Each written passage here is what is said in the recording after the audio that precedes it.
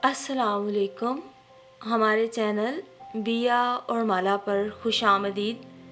अगर आप हमारे इस चैनल पर पहली दफ़ा आए हैं या आपने अभी तक सब्सक्राइब नहीं किया तो बिया और माला को सब्सक्राइब करना ना भूलिए।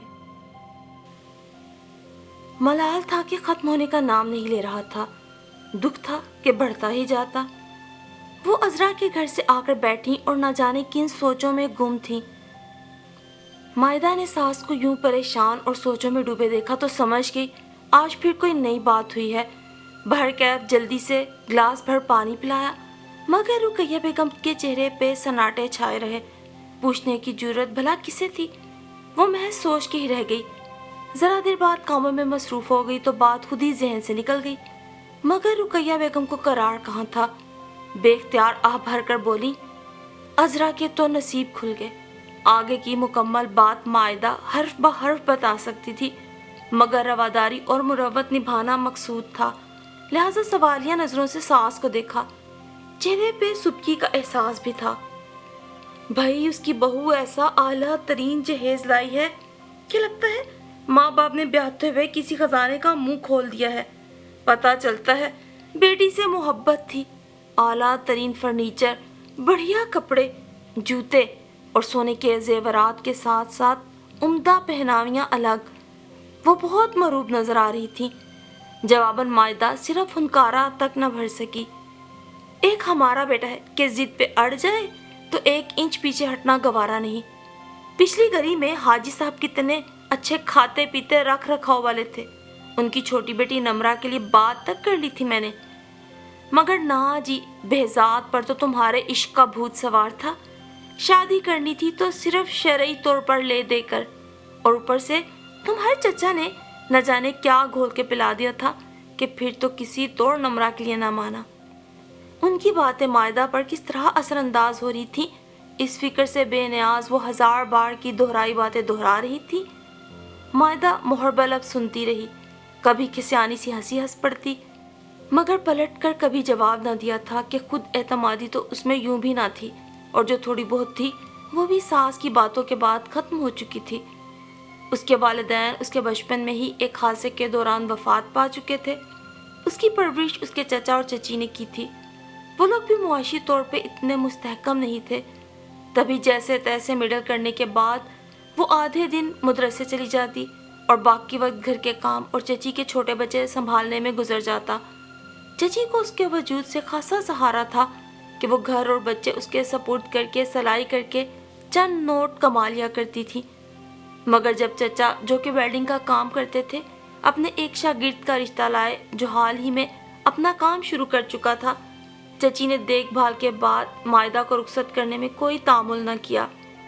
लड़की यतीम होने की वजह से बेहजाद ने अपने उस्ताद को साफ लफ्जों में जहेज लेने से मना कर दिया था।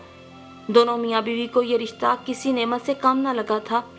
यूं भी उनके अपने छोटे बच्चे यके बाद दीगरे जवानी की हदूद में कदम रख रहे थे। उनके अलग खर्चे, ज़रूरियात और फरमाइशें थीं जिन्हें पूरा करना हर माँ की तरह चची का भी फितरी ख्वाब था। बहरकैफ उन्होंने हकीकी मायनों में 4 कपड़ों में मायदा को ब्याह कर उसकी यतीमी, मजलूमियत और कम हैसियती की मोहर ही जब्त कर दी। इसीलिए तो रुकैया बेगम ने जब अपनी बहू को किसी साजो सामान जहेज के बगैर घर में कदम रखते देखा तो अंगुश्ते बदंदा रह गई। पहले बेटे के समझाने से ऐसे कंगालपन की उन्हें उम्मीद न थी, लिहाजा दिल में एक जख्म बन गया और यूं ही उस पर खरिंड जमने लगता। किसी की नौ ब्याहता बहू का ट्रक भरा जहेज उसे नोश फेंकता। जख्म फिर से ताज़ा होकर रसता और उसका मवाद मायदा पर गिरने लगता। चचा चची ने जहेज देने की तगो-दो ना की थी, क्योंकि वो बेहजाद के जहेज से इनकार को हरफ आखिर गर्दान चुके थे। हाँ, मगर उसके पल्लू से जहाँ बजा नसीहतें बांध कर ससुराल सुधारा गया था। चची की तरबियत पे हरफ ना आने देना मायदा।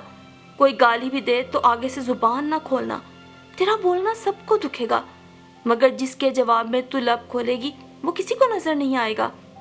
वैसे भी नई दुल्हन को लोग इंसान का मुलाजिमा ज़्यादा समझते हैं। उसके हर काम पे ख़ास नज़र रखी जाती है। शोहर से ज़्यादा सास को अपना बनाने की कोशिश करना। इस रिश्ते में अगर नाचाकी का जहर घुल जाए तो कई जिंदगियां उस नाचाकी का खुमियाजा भुगतती हैं। چچی نے بار بار یہ سبق دہرایا اور وہ سر کی جنبش سے انہیں عمل کرنے کی یقین دہانی کراتی رہی۔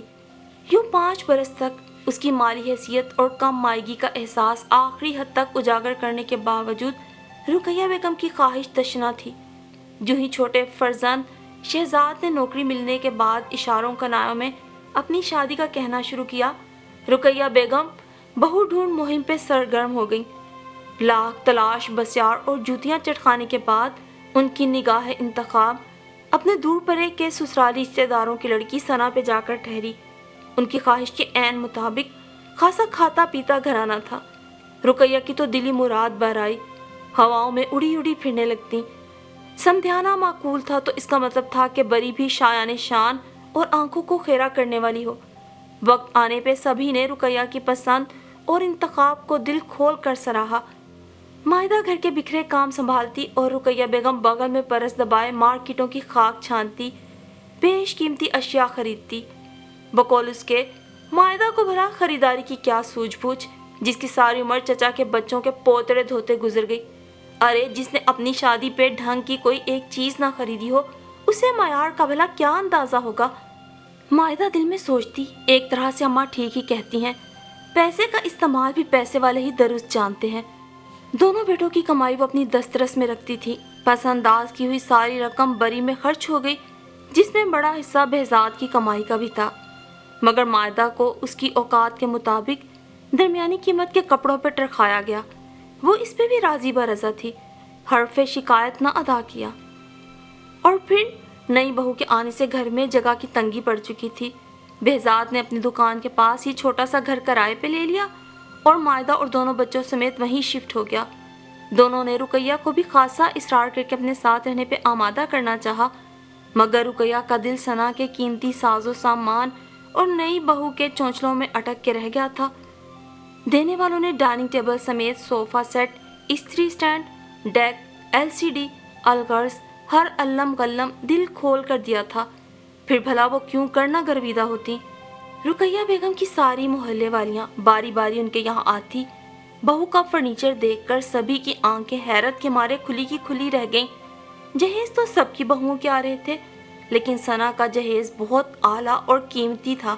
اس کے ساتھ AC، فریج، کیا چیز تھی جو نہیں تھی، پیٹی، نئے نئے کپڑے، بستر بھی بڑی جدید قسموں کے، بیڈ اور صوفے ایسے جیسے کہ کسی شاہی محل کے ہوتے ہیں۔ جو دیکھتا واہ واہ کرتا اپنے گھر جاتا، اور رقیہ بیگم کی تو پورے محلے پہ دھاک بیٹھ گئی۔ ہر کوئی کہتا، چل رقیہ، جو پہلی نے کسر چھوڑی وہ دوسری نے پوری کر دی۔ رقیہ بیگم کے تو پاؤں زمین پہ نہ ٹکتے، ہواؤں میں اڑتی پھرتی۔ سارا گھر نیا سفیدی کروایا تھا، نئے پردے ڈلوائے تھے۔ بہو اپنے ساتھ اپنے کمرے کے قالین تو کیا، ڈرائنگ روم اور دوسری جگہوں پہ ڈالنے کے بھی چھوٹے چھوٹے میٹ لے کر آئی تھی۔ اور ثنا تو نئی بہو تھی، سو مائدہ نے ہی آ کے ساس کے ساتھ مل کر سارا گھر سجانے میں ان کی مدد کی۔ مدد کیا کی، ساس آرڈر پاس کرتی رہتی تھی، کام تو سارا مائدہ ہی کو کرنا ہوتا۔ بھاری بھرکم چیزیں اٹھا، ادھر رکھ ادھر رکھ، ہر چیز کی جگہ بدل دی گئی، پرانی چیزیں نکال کے پھینکوا دی گئیں۔ گھر کیا، اب تو پوری کوٹھی بن گیا تھا۔ مائدہ جب بھی ملنے آتی، اس کا احساس کمتری اور بھی اجاگر ہو جاتا کہ صرف اس کا جہیز نہ لانے کے باعث رقیہ بیگم کی کتنی دل آزاری ہوئی۔ بعض اوقات وہ سوچتی، اگر چچا چچی چاہتے، تھوڑی کوشش کرتے، کچھ نہ کچھ تو اسے دیکھ کر رخصت کر ہی سکتے تھے۔ آج وہ ثنا کے سامنے خود کو کتنا بے وقت اور بے مایا سا تصور کرتی تھی۔ اس کے سامنے ہی رقیہ بیگم ثنا کے چاؤ چونچلے اٹھاتی، اسے بٹھا کر ہر چیز اس کے سامنے پیش کرتی، تو شہزاد بھی بیوی کے چونچلے اٹھاتے اٹھاتے نہ تھکتا۔ امیر گھرانے کی بہو لا کر لاٹری صرف رقیہ بیگم اور شہزاد کی ہی نہیں نکلی تھی، بلکہ اصل لاٹری تو ثنا کی نکل آئی تھی۔ شوہر تو شوہر، یہاں تو ساس بھی ہر وقت بہو کے چونچلے اٹھائے نہ تھکتی تھی۔ درمیانے سے قد، گندمی رنگت اور چھوٹی آنکھوں والی ثنا کے نخرے تو دیکھنے سے تعلق رکھتے تھے۔ بال سیدھے کروا کر ہر لمحہ کھول کے کندھوں پہ پھیلائے ہوتے، نک سک سے تیار، اعلیٰ سے اعلیٰ کپڑے، اچھے سے اچھے زیورات پہنے، وہ عام شکل و صورت کی لڑکی بھی بہت امیر اور حسین دکھتی تھی۔ اوپر سے اس کا بات کرنے کا انداز، चलने का अंदाज जो मायदा को यूं ही मरऊब कर देता, और वो कोशिश करती कम से कम ही उनके घर जाए कि उसका एहसास कमतरी फिर उसे रात रात भर बेचैन रखता था। मायदा के मामले में बात अलग थी, मगर अब तो उनका हर अरमान पूरा हो रहा था। लिहाजा उन्होंने दुल्हन की वही नाज बर्दारियां और चौंचले उठाए जो हकीकी मायने में उसकी हैसियत के पेश नज़र उसका हक था। समझाने से आए रोज़ होने वाली दावतें और उनमें मिलने वाले बेशकीमत तहाइफ रुकैया को शादा फरमा रखते। वक्त के साथ साथ ज़िंदगी अपनी ढब पे चल पड़ी। दुल्हन आपे के दिन तमाम हुए तो रुकैया को सना की लापरवाही और बेफिक्रे अंदाज खिलने लगे। मीठा पकवाने के 2-4 रोज़ बाद तक मामला इल्तवा में पड़ा रहा, मगर सना के अतवार ना बदले तो रुकैया को घुरकना पड़ा। रात सोने से कबल बोल पड़ी, सुबह जल्दी उठ के शहजाद को नाश्ता बनाकर दिया करो। बच्चा मुँह केक रस दूध में भिगो कर रोज़ाना खा के जाता है। अरे हमने तो कभी ऐसा नाश्ता ना उसे कराया जिस पर तुम रोस्टर खा देती हो। ना चाहने के बावजूद उनके लहजे में फितरीपन झलक ही पड़ा था।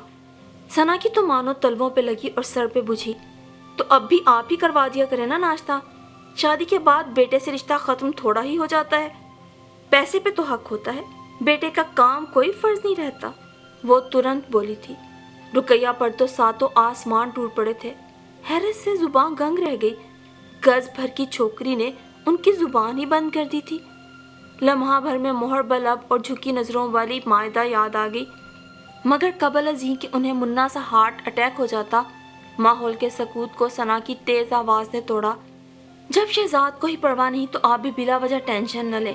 यानी उसके कहने का मतलब था कि ज्यादा हमारी जिंदगी में रखने न डालें। बफज़ले खुदा हम एक अच्छी जिंदगी गुजार रहे हैं।